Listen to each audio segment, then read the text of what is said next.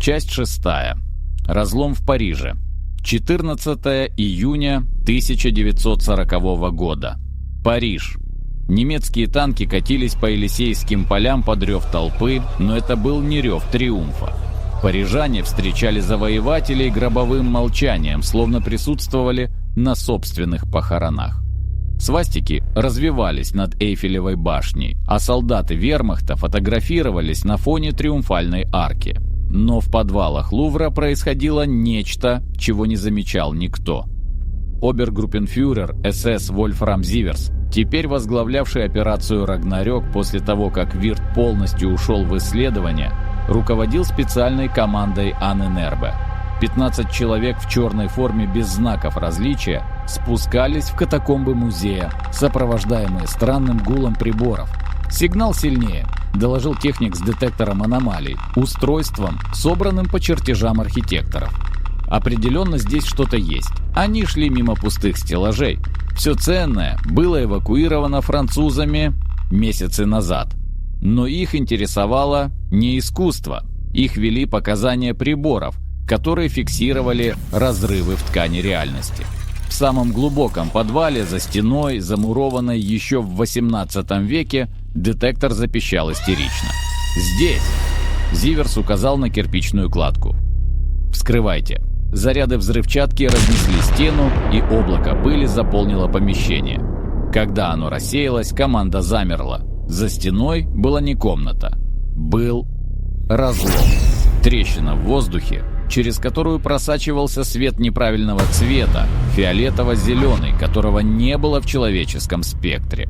Сквозь нее проглядывало место. Бесконечный лабиринт коридоров, стены которого дышали и покрывались то появляющимися, то исчезающими глазами. «Майн год!» – прошептал кто-то из солдат. Зиверс подошел ближе, чувствуя, как волосы встают дыбом от статического электричества. Разлом был нестабильным. Края мерцали и пульсировали, словно рана в реальности пыталась затянуться, но что-то держало ее открытой. «Это естественный портал?» – спросил он у техника. «Нет, господин обергруппенфюрер». Техник сверился с показаниями. «Это древний. Очень древний. Ему 1000 лет. Может быть, десятки тысяч. И он был запечатан. Смотрите». Он указал на пол вокруг разлома. Там, скрытые под слоем пыли, были выбиты символы. Те же самые символы, что покрывали тибетский обелиск. Круг защиты, ритуальный барьер, который удерживал портал закрытым. «Кто-то знал», — пробормотал Зиверс. «Кто-то знал о порталах задолго до нас и пытался их запечатать. Разумно с их стороны», — раздался голос из глубины разлома. Все схватились за оружие, но Зиверс поднял руку, останавливая их. Из портала выступила фигура, человеческая, но неправильная. Ее движения были слишком плавными, словно она не шла, а плыла. Лицо постоянно менялось. То мужское, то женское, то вообще лишенное черта. «Кто вы?» – потребовал Зиверс, пытаясь скрыть дрожь в голосе. «У меня нет имени, которое вы могли бы произнести. Называйте меня Странник». Существо остановилось на границе портала, словно невидимый барьер не пускало его дальше. «Я был здесь до того, как эта печать была создана. Тысячелетия я ждал, когда она ослабнет. А теперь вы открыли другие врата. И это разбудило старые. Вы из их мира!» Зиверс указал на лабиринт за спиной странника. «Я из многих миров. И из ни одного.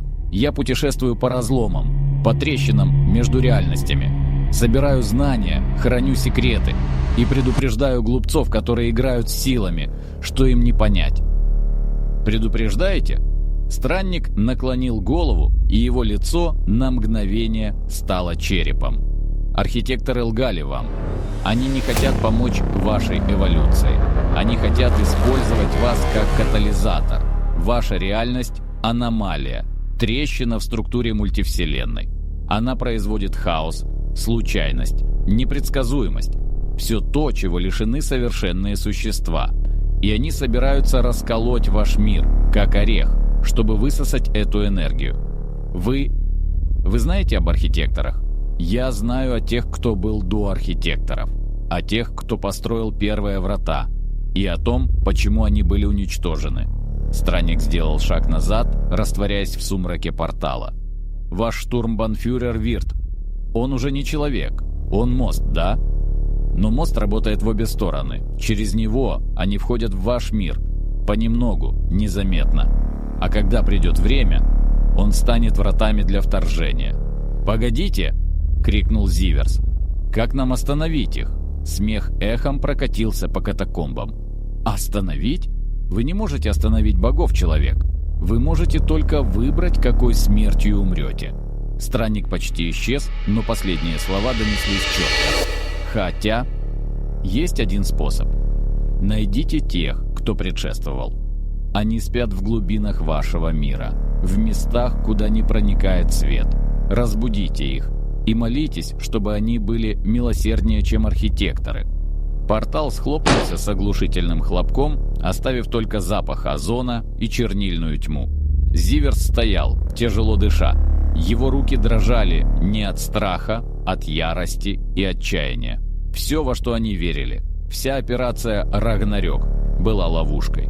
Манипуляцией существ, которые играли с человечеством, как дети с муравьями. «Записали разговор?» – спросил он техника. «Да, господин обергруппенфюрер. Полностью.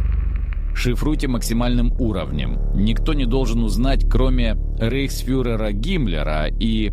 Он помедлил. «И Вирта. Хочу посмотреть, как он отреагирует. Приказывайте запечатать этот портал». Зиверс посмотрел на темную трещину, которая все еще слабо мерцала, хотя странник ушел.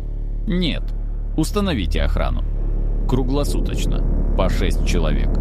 Если что-то попытается выйти, расстреливать на месте. Но держите портал открытым». Он повернулся к выходу.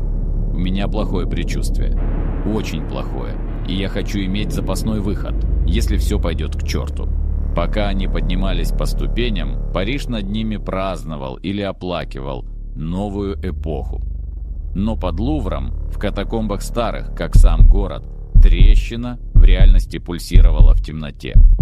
И глубоко внутри лабиринта, в месте, где не существовало расстояний и времени, что-то проснулось, почувствовало внимание и начало двигаться к выходу. Медленно, терпеливо, неотвратимо.